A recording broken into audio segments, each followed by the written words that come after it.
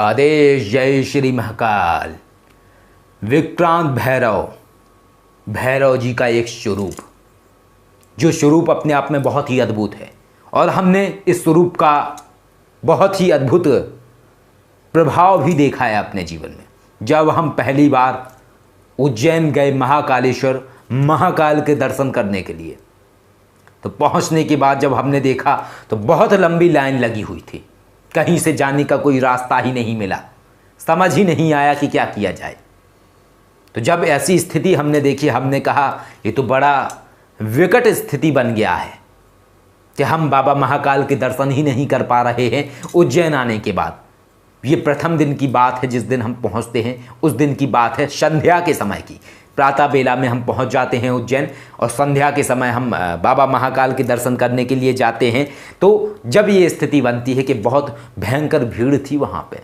इसके बाद वहाँ पे जो एक ऑटो ड्राइवर, जिनका हम पहले भी जिक्र कर चुके हैं, जावेद भाई, तो जावेद जी हमें मिलते हैं और उनको हम बोलते हैं कि एक काम करो, हमें ओखलेश्वर शमशान घाट ले चलो, वहाँ पे जो विक्रांत भैरव जी का मंदिर है हमें वहाँ ले चलो। और इसके बाद हम जाते हैं विक्रांत भैरव मंदिर में और वहाँ पे बैठने के बाद हम 60 अष्टकाल भैरव स्तोत्र का पाठ करते हैं और विक्रांत भैरव बाबा के मंत्र का जाप करते हैं, उन्हें नमन करते हैं और साथ में एक सिगरेट चढ़ाते हैं, अगरबत्ती लगाते हैं, प्रार्थना करते हैं उनसे। और जैसे ही हम ये करते हैं, इसके बाद पुनः हम नीचे जाते हैं।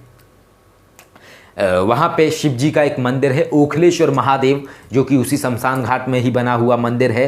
नीचे की साइड वो मंदिर बना हुआ है, वहाँ पे दर्शन करते हैं। इसके बाद हमें कॉल आता है किन्हीं का और वो कहते हैं कि आप आ जाओ, महाकालेश्वर मंदिर में भीड़ कम हो चुकी है। और इसके बाद हम जावेद को बोलते हैं काम करो, आप ले चलो हमें और ले चल के मंदिर के दर्शन कराओ। और हम जैसे ही वहाँ पे जाते हैं, हमारे बाबा के दर्शन होते हैं, हम बाबा के दर्शन करते हैं महादेव के। और ये बिल्कुल इतनी सहजता से हो गया था कि यानी कि भीड़ कहीं पे मिली ही नहीं। पहले जो सिस्टम नहीं था, एकदम से वो सिस्टम बन जाता है, एकदम से लोग कम हो जाते हैं और हम VIP लाइन में जाते हैं और वहाँ पे हम बाबा की आगे से बिल्कुल समक्ष से हमारे दर्शन होते हैं, मतलब बाबा के हम दर्शन करते हैं वहाँ पे खड़े होके।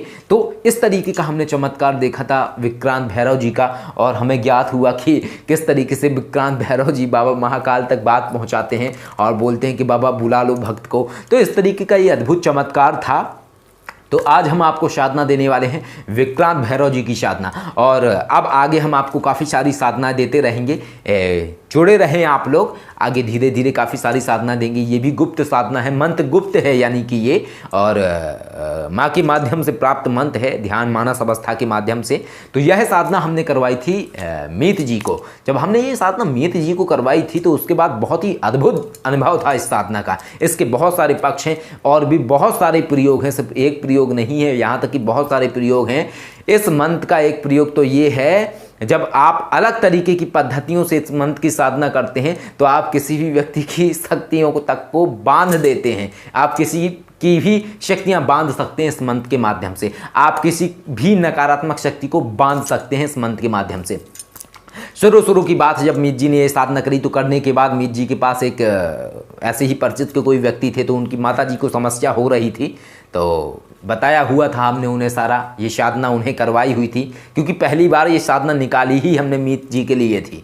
जब मीत के लिए साधना निकाली, मीत को करवाई, तो मीत का कॉल आया हमारे पास कि गुरु जी ऐसे ऐसे है, क्या करना चाहिए हमें। हमने कहा एक काम करो, आप ऐसे ऐसे करो। उन्होंने किया, जैसे ही किया तो जो व्यक्ति थे जिनकी माता जी को समस्या हो रही थी, तो उनकी जो समस्या थी वो ठीक हो गई, तुरंत के तुरंत ठीक हो गई और उसके बाद उन्हें दोबारा कभी समस्या नहीं हुई। तो इस तरीके से विक्रांत भैरव जी का अद्भुत चमत्कार है और बहुत ही अद्भुत जीवन में प्रकट होता है व्यक्ति के।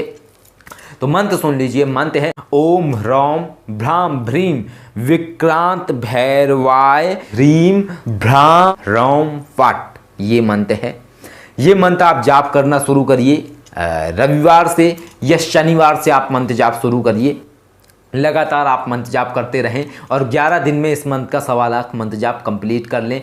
जब 1.25 लाख मंत्र जाप आप कर लें तो करने के बाद आपको क्या करना है, घी में शराब मिलानी है और साथ में क्या है कि बेसन के लड्डू का भोग रखना है। बेसन के लड्डू का भोग तो आपको रोज़ रखना है और साथ में एक प्याली में थोड़ी सी शराब रखनी है आपको विक्रांत भैरव जी के नाम की उनको प्रसाद रूप में। और जब साधना का अंतिम दिन हो तो उस दिन आपको घी में शराब मिला के आहुति करनी है। जब आप इस तरीके से करेंगे तो आपकी ये साधना कंप्लीट हो जाएगी और इसके बाद आपके ऊपर विक्रांत भैरव जी की कृपा आने लगेगी। और उसके साथ साथ बहुत सारी ऐसी शक्तियाँ जो स्वतः से ही खुलने वाली हैं वो खुलेंगी और बहुत सारे कार्य आपके प्रार्थना के माध्यम से हो जाएंगे। और बहुत सारे इनके गुप्त प्रयोग हैं जो कि हम नहीं समझते हैं कि हमें पब्लिकली बताना चाहिए और वीडियो में खुले तरीके से बताना चाहिए, क्योंकि अगर इस तरीके के प्रयोग हमने आप लोगों को बता दिए कि किस तरीके से किसी की शक्ति को बांधा जाता है, किस तरीके से चीज़ों को किया जाता है, तो इसके बाद बहुत सारे लोग गलत तरीके से प्रयोग करेंगे। क्योंकि ऐसा ही हुआ था, एक कोई व्यक्ति था तो उसको हमने एक योगेश्वर विद्या का प्रयोग सिखाया था और जब योगेश्वर विद्या का प्रयोग सिखाया तो हमारी ही विद्या हमारे ऊपर चला दी। ठीक है, तो ऐसी चीज़ें हम नहीं सिखाएंगे कि बहुत सारे लोग दुरुपयोग करें उस चीज़ का। हालांकि जब इस तरीके का प्रयोग किया गया तो वो प्रयोग स्वयं से ही खुल गया था या खोल लिया था, क्योंकि बहुत सारे विकल्प होते हैं। हालांकि वो विद्या ऐसी विद्या है कि वो खुल ही नहीं सकती है, वो जो प्रयोग करेगा वही खोल सकता है उस विद्या को, अन्य कोई व्यक्ति नहीं खोल सकता है। लेकिन है एक और बात है इसमें, जिनकी विद्या वही खोल सकते हैं। यदि वो भगवान ही आपसे जुड़े हुए हैं या उन भगवान की कृपा ही आपके ऊपर है तो फिर किसी व्यक्ति की ज़रूरत थोड़ी होती है, फिर तो वो खुद ही खोल देते हैं। तो यही एक कारण है। और इसी तरीके की कुछ और कहानियाँ हैं कि जो कि कई सारे गुरु थे जिन्होंने अपने शिष्य को विद्या सिखाई और शिष्य ने उनके ऊपर दुरुपयोग कर दिया। जैसा कि हमने पहले भी बताया था कि कोई गुरुजी थे तो उनके पास एक मुस्लिम थे कोई, तो वो विद्या सीखने आए। तो जब सीखने आए तो गुरुजी ने एक विद्या सिखा दी उनको।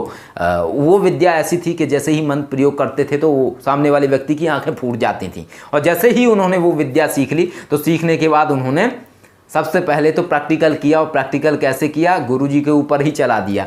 गुरुजी की आंखें फूट गई, बोले गुरुजी मैंने प्रयोग कर दिया, प्रयोग सफल हो गया।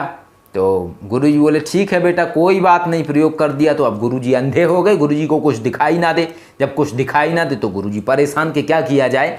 तो इसके बाद गुरुजी ने कहा ठीक है कोई बात नहीं। गुरुजी ने अपनी आंखें सही कर ली, क्योंकि गुरुजी ने फोड़ना तो सिखाया था, ठीक करना नहीं सिखाया था। और गुरुजी ने अपनी आंखें सही करने के बाद चेले पे वही प्रयोग कर दिया।